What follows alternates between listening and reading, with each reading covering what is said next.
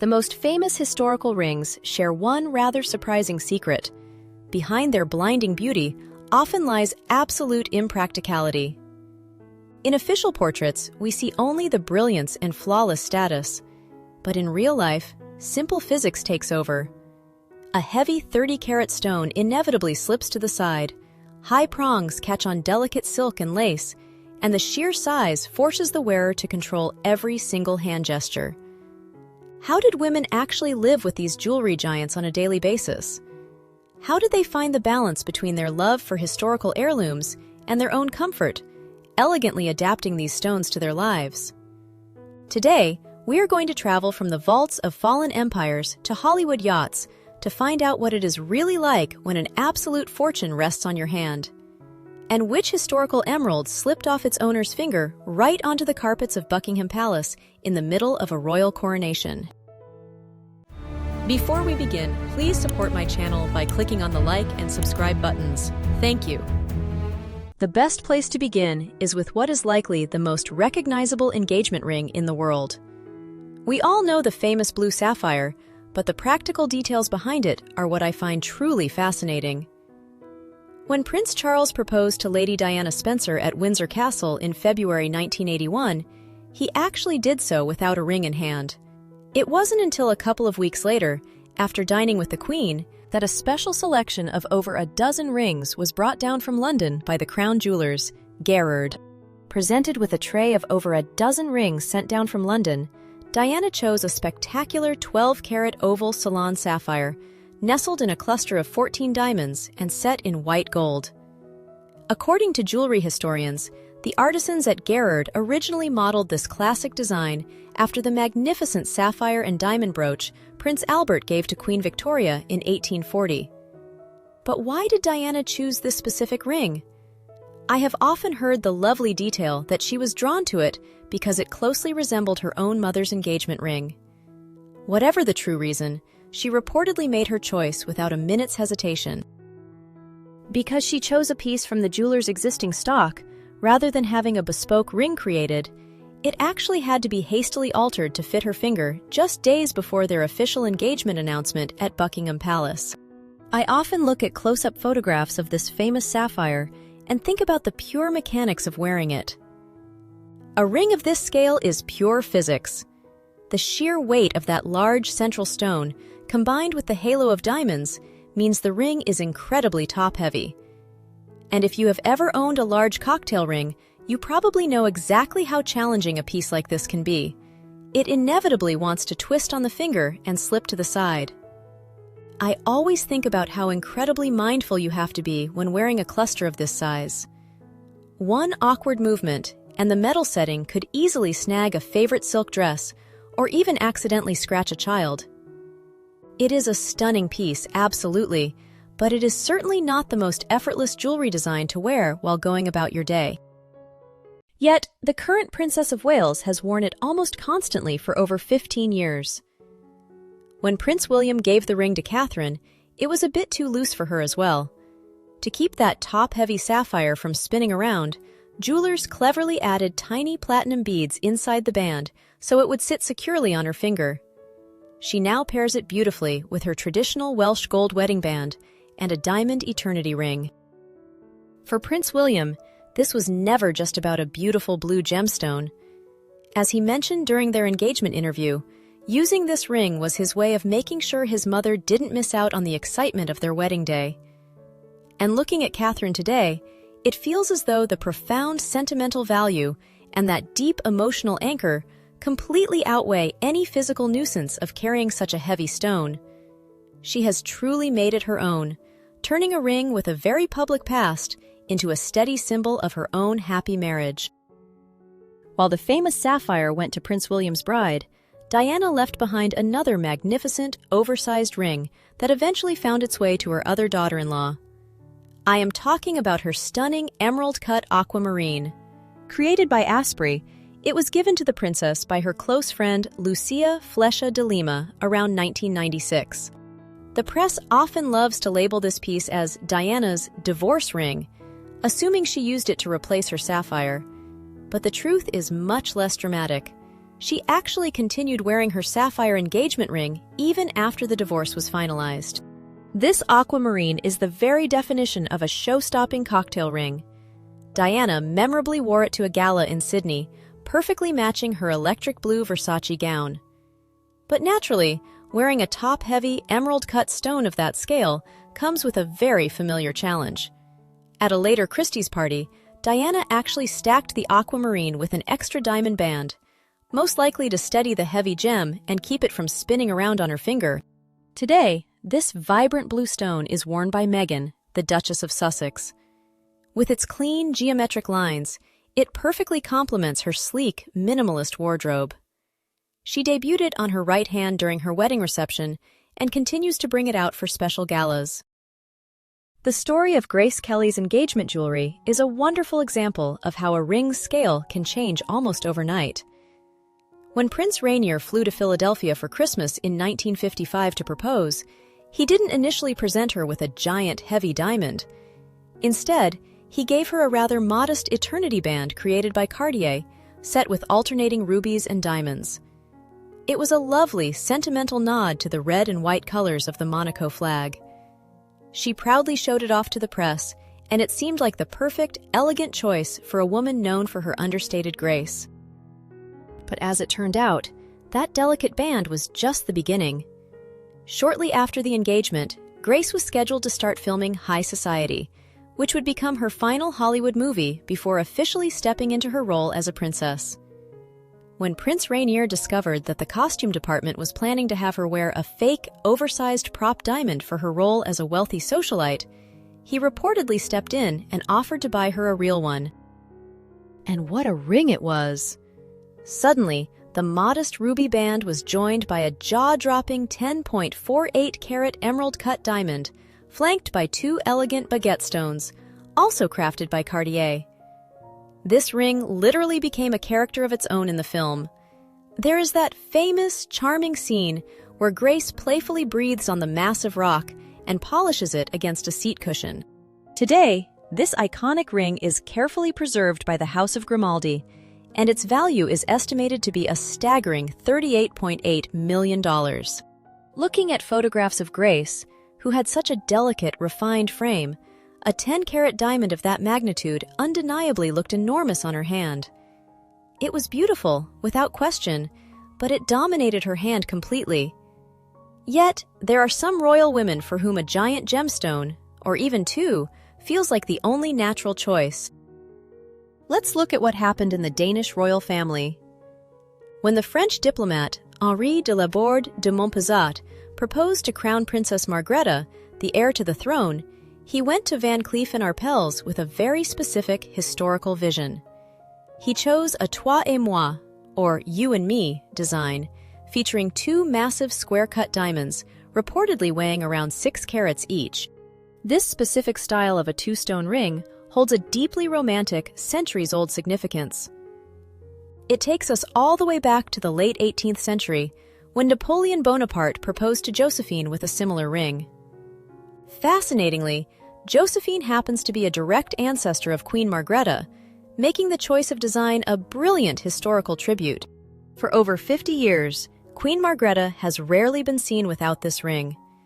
I have always admired how perfectly this substantial piece suits her. Margrethe has a famously vibrant, artistic nature and a tall, commanding royal stature. Because of her strong presence, those two massive diamonds never once looked too much or out of place. When she talks animatedly with her hands, as she so often does, the ring catches the light beautifully. While a ring of that sheer volume and unusual design might have completely overwhelmed someone else, on Margrethe it never upstaged her. Instead, it just felt like a completely logical extension of her own brilliant personality. Diamonds, of course, are the hardest substance on Earth, making them the most practical choice for an engagement ring meant to be worn every day. But some men in love choose to throw practicality completely out the window. When King Edward VIII proposed to Wallis Simpson, his choice of stone was, frankly, a defiance of common sense. He didn't choose a durable diamond or a sapphire. Instead, he presented her with a spectacular 19.77-carat rectangular emerald crafted by Cartier. Emeralds are notoriously soft stones. Because of their natural inclusions, they are vulnerable to scratches, chips, and sudden impacts, which makes wearing one on your hand daily a genuine risk. But perhaps the Duke of Windsor felt that this deep green gem, traditionally a symbol of hope, was exactly the protection their highly controversial union needed. There is a curious little detail hidden right inside the band. Edward had it engraved with a rather cryptic message: "We are ours now, 27 by 36. The numbers represent October 27, 1936. This was the exact day Wallis's divorce proceedings from her previous husband officially began, leaving her free to start planning a future with the king. It is exactly these kinds of hidden touches that turn a beautiful gemstone into such an intimate, personal piece of history. Most royal brides who receive a ring of such monumental historical significance treat it as an untouchable relic, faithfully keeping the original design intact for decades. But Wallis Simpson was remarkably pragmatic. By 1958, more than 20 years after her wedding, fashion had moved on, and she felt the original platinum setting looked a bit too outdated for her famously sharp wardrobe. Without a second thought, she simply took the ring back to Cartier and had the magnificent emerald remounted into a much more modern, opulent yellow gold setting, surrounded by brilliant diamonds. While Wallis's historic emerald safely made its way to the Sotheby's auction block decades later, another monumental green giant was nearly lost forever during one of the most crowded, chaotic royal events of the 20th century. The stone in question is the legendary Maximilian emerald. It is an absolutely breathtaking 21.04-carat Colombian emerald with a rich, deep grass green color. Its history traces back to Ferdinand Maximilian Joseph, the Austrian Archduke who reigned as the ill-fated Emperor of Mexico in the 1860s before being executed. In 1928, this incredible gem was purchased by the American serial heiress and renowned jewelry collector Marjorie Merriweather Post. Decades later, in 1949, she commissioned Cartier to remount the historical stone into a stunning platinum setting, flanked by beautiful baguette diamonds. You would think a stone with such a dramatic past would be guarded perfectly, but real life is rarely that predictable. In 1953, Mrs. Post attended the magnificent coronation festivities of Queen Elizabeth II in London. It was an incredibly busy time filled with grand receptions. After attending one of the pre-coronation parties at Buckingham Palace, Marjorie walked to her waiting car, settled into her seat, looked down at her hand, and realized that her colossal 21-carat emerald was completely gone. The center of her ring was just an empty, terrifying void. Losing any gemstone is awful, but losing the Maximilian emerald is a historical disaster. Her team immediately called the palace, and by some absolute miracle, the stone was found resting on the floor. As Mrs. Post's granddaughter later joked, only at Buckingham Palace would someone actually find and return a dropped 21-carat emerald. To me, this story perfectly captures the stressful reality of wearing massive, heavy gemstones on your hands. The larger and heavier the stone, the more vulnerable it is to getting knocked against a doorframe, caught on a heavy coat, or simply popping out of its setting during a busy evening. It requires a constant, exhausting level of vigilance to ensure your jewelry doesn't simply walk away. Perhaps it is for the best that Marjorie Merriweather Post eventually donated this magnificent, nerve-wracking ring to the Smithsonian Institution in 1964. Today, it rests safely behind museum glass, where we can all admire its flawless green depths without worrying for a single second about it falling onto the floor. During the ceremony, the monarch is presented with what is traditionally known as the wedding ring of England, placed on the fourth finger of the right hand. For centuries, a brand new ring was custom-made for each sovereign to wear and keep as a personal possession. But that practice ended in the 1830s. The classic sovereign's ring we see today was originally crafted in 1831 for King William IV and it has been used by nearly every monarch since. It is a striking, heavy piece featuring a large blue sapphire, elegantly overlaid with baguette-cut rubies forming the cross of St. George.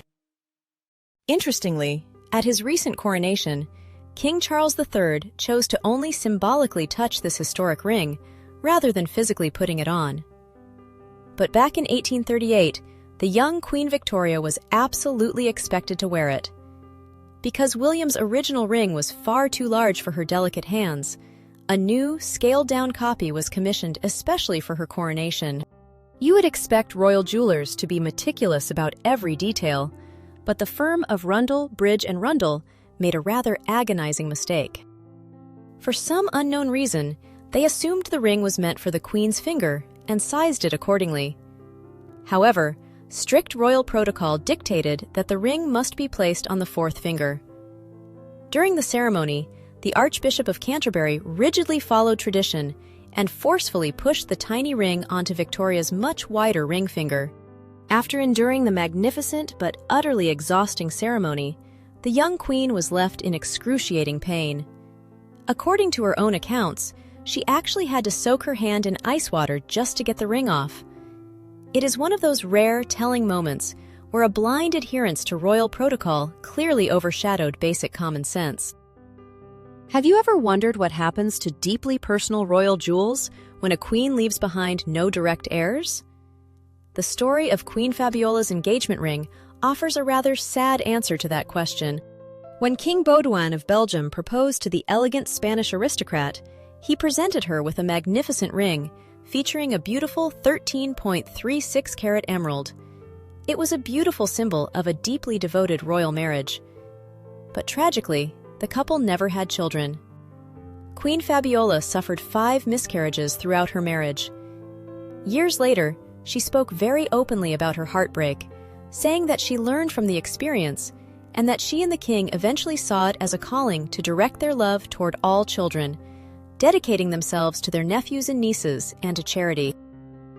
Because she had no direct descendants, her personal jewelry collection was divided after her death between the Belgian royal family and her relatives in Spain. Years later, this beautiful emerald ring, the very symbol of the king's proposal, unexpectedly resurfaced on the market. It turned out that the pieces inherited by her Spanish nieces and nephews were mostly put up for auction. The ring ended up at the Anserena auction house in Madrid, where it was sold for 34,000 euros. It is such a pity that the Belgian royal family apparently did not step in to buy it back. It is always a shame when such intimate witnesses to royal history leave the family vaults and quietly disappear into private collections. If there was ever a woman who knew how to wear a true monster of a ring with absolute, effortless confidence, it was Elizabeth Taylor. In 1968, Richard Burton purchased a rather spectacular piece of jewelry for her at auction, the 33 19-carat Asher-cut Krupp diamond, which cost him $305,000. But the diamond's history carried a shadow far heavier than its impressive carat weight. Before Elizabeth, it belonged to a woman named Vera Krupp, who actually had it stolen right off her finger during a terrifying robbery at her ranch. Yet, the darkest part of the ring's provenance was the Krupp name itself. Vera had been married to a German industrialist who was notoriously convicted of using forced labor during the Second World War. For many, wearing a piece with such a grim association would be psychologically unbearable. But Elizabeth Taylor, who had converted to Judaism, looked at this diamond and saw an opportunity for a brilliant kind of poetic justice. She famously noted, with a sharp sense of irony, how wonderful it was that a stone with such a dark historical background was now resting safely on the hand of a nice Jewish girl. I absolutely love that attitude. She didn't hide the ring in a dark safe, she completely reclaimed it. She wore this 33-carat giant absolutely everywhere, in her films, at glamorous high society parties, and even casually lounging by her swimming pool. Her unapologetic love for its massive size also led to one of my absolute favorite royal anecdotes. According to Taylor's biographers, she once met Princess Margrethe while wearing the ring. Princess Margrethe supposedly took one look at the massive stone and remarked, "Is that the famous diamond? "It's so large! How very vulgar!" Elizabeth, completely unfazed, simply replied, "Ain't it great?" She then mischievously asked if the princess would like to try it on. As Margaret slipped the giant diamond onto her own finger and began to preen, Elizabeth couldn't resist pointing out, "Doesn't look so vulgar now, does it?" Looking at her confidently waving that massive diamond around, catching the light with every gesture, you have to wonder, did the concept of too much even exist for Elizabeth? Or was there actually a physical limit to what she was willing to wear on one hand? As it turns out, there was a limit. And the world found out exactly what it was just a year later, in 1969. Richard Burton, always determined to outdo himself, purchased a staggering pear-shaped diamond weighing an unbelievable 69.42 carats. He bought it directly from Cartier for $1.1 million, setting an absolute record at the time. Naturally, owning a stone of this magnitude came with a completely different set of rules. To even take the diamond out in public, Taylor was subjected to strict insurance policies from Lloyd's of London and required the constant, looming presence of armed Cartier security guards. Initially, Elizabeth actually tried to wear this monumental diamond as a ring. But even the undisputed queen of Hollywood glamour had to concede defeat to simple gravity. She honestly admitted that wearing nearly 70 carats on a single finger was completely absurd. The stone was simply too heavy, too large, and entirely impractical for a human hand. You can only imagine how impossible it would be to hold a glass or shake a hand with a stone that size pulling your fingers down. So, she made a highly practical decision. She had Cartier and the jeweler Oscar Heyman craft a magnificent necklace, transferring that immense weight from her fingers to her décolletage. The newly named Taylor Burton diamond quickly became the ultimate symbol of Hollywood's most extravagant, fiery romance. But as we all know, their passionate relationship eventually ran its course. Following their divorce, Elizabeth could have easily kept the diamond locked away as a bitter souvenir, but she chose a much more meaningful path. In 1979, she decided to sell the legendary stone. And in a wonderfully elegant final act for this chapter of her life, she used a portion of the proceeds to build a hospital in Botswana. It is hard to believe that one of the most magnificent pink diamonds in the world owes its survival to a royal hairdresser. But according to tradition, just before Queen Marie Antoinette's doomed flight from Paris in 1791, she secretly entrusted her most precious jewels to her loyal coiffeur. This breathtaking 10.38-carat purple-pink diamond, featuring a highly unusual kite-shaped cut, is widely believed to be one of those very surviving pieces. After the tragic fall of the monarchy, the stone was eventually reunited with the Queen's only surviving child, Marie-Thérèse, the Duchess of Angoulême. Because she had no children of her own, the diamond was passed down through her nieces, eventually reaching the Bavarian royal family, where Queen Marie Theresa fondly referred to it in her will as a pink solitaire diamond from Aunt Chambord. Recently, the legendary contemporary jewelry designer known as JAR was commissioned to create a completely bespoke setting for this historic gem. He set the pink stone in blackened platinum, but instead of a traditional halo, he placed a sparkling diamond fleur-de-lis resting proudly just above the wide edge of the stone. It looks almost like a delicate little crown sitting on top of the diamond. It is a brilliant, thoughtful homage to the stone's French royal roots. Although, looking at the sharp, pointed angles of the kite cut and that prominent, towering fleur-de-lis, I can't help but wonder how careful you would have to be while wearing it. It seems like the kind of ring that would easily catch on a piece of lace or a silk sleeve. But then again, is a piece like this even meant to be practical? It is a true historical relic. At this level of design and history, the ring feels less like a wearable evening jewel and more like a magnificent museum exhibit. In June of 2025, this incomparable diamond went up for auction at Christie's in New York. And, as is so often the case with these rare masterpieces, it was likely acquired by a private collector, leaving its exact current whereabouts a beautiful mystery. Resetting a diamond that has already lived through several royal dynasties is certainly a bold move. That is exactly what happened to the incredibly rare 23.24-carat Golconda blue. When we look at this phenomenal pear-shaped blue diamond today, it is set as a massive, highly detailed modern ring, once again crafted by JAR. But in the 1930s, it wasn't a ring at all.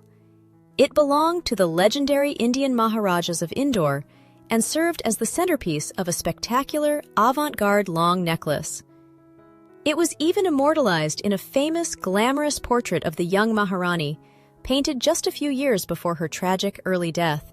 For decades, the stone traveled between royal treasuries and legendary jewelers, constantly changing its form until it eventually became the contemporary ring we see today. Knowing its rich history as a flowing, sweeping necklace, it feels almost jarring to see it confined to a finger, and it seems this blue giant is destined to stay out of the public eye. In the spring of 2025, the Golconda blue was highly publicized to be the absolute star of a Christie's auction in Geneva, with an estimated price tag of up to $50 million. But in a very rare twist, it was abruptly withdrawn right before the sale. The owners made a quiet, personal decision to cancel the public auction and sell the diamond privately within the family. Speaking of auction records, have you ever wondered what $71 million looks like resting on a single finger? That is the staggering price tag of the pink star. Weighing 59.60 carats, it holds the world record for the most expensive diamond ever sold at auction, purchased in 2017 by Chow Tai Fook Enterprises. To put this stone into perspective, natural pink diamonds are exceptionally rare, and the vast majority of them weigh less than a single carat. To uncover a stone of this phenomenal, fancy, vivid pink color that is also internally flawless is nothing short of a geological miracle. In fact, it took experts nearly 2 years of meticulous polishing just to cut it down from its original 132-carat rough form. But when you actually see it worn as a ring, the visual is striking. The oval stone is so massive, it practically spans the width of 3 fingers, completely swallowing the hand. Looking at it, it naturally begs the question, should a diamond of this monumental size even be set as a ring? It seems like it would be much better suited as a magnificent pendant or a grand brooch. Though, I have to confess, no matter how securely it was set, I would probably be far too nervous to wear a $71 million miracle of nature anywhere outside a heavily guarded bank vault. Looking back at everything from emergency resizings to massive emeralds dropped on palace floors, these rings prove that wearing history is rarely simple. I must say, I have genuinely loved researching the stories behind every single one of these stones. Admiring their beauty and seeing the sheer confidence of the women who wore them has been such a pleasure. But if I am being completely honest with you, I don't think I could ever comfortably wear a single one of these giants in my daily life. Perhaps, just maybe, I would love to try one on for a single magical evening, but only if I were strictly surrounded by a dozen armed guards. But what about you? I would absolutely love to hear your thoughts on the spectacular collection we explored today. Which of these historical rings caught your imagination the most? What kind of rings do you prefer to wear in your own life? And be honest with me, do you secretly dream of wearing a massive history-making diamond? Or are you perfectly happy with something a little more practical? Please share your thoughts in the comments. I always look forward to reading them over a cup of tea. Our journey into the royal vaults certainly doesn't end here. There are still so many fascinating secrets hidden inside those velvet boxes. From legendary jewels that vanished without a trace, to quiet masterpieces that changed the course of history. To make sure you don't miss any of these upcoming stories, please subscribe to the channel and hit the bell icon. And if you enjoyed our conversation today, I would be so grateful if you gave this video a like. Thank you so much for watching and for spending this time with me. Because in the end, jewels may be silent, but their stories are not. And they won't fade away as long as we keep telling them. I will see you next time.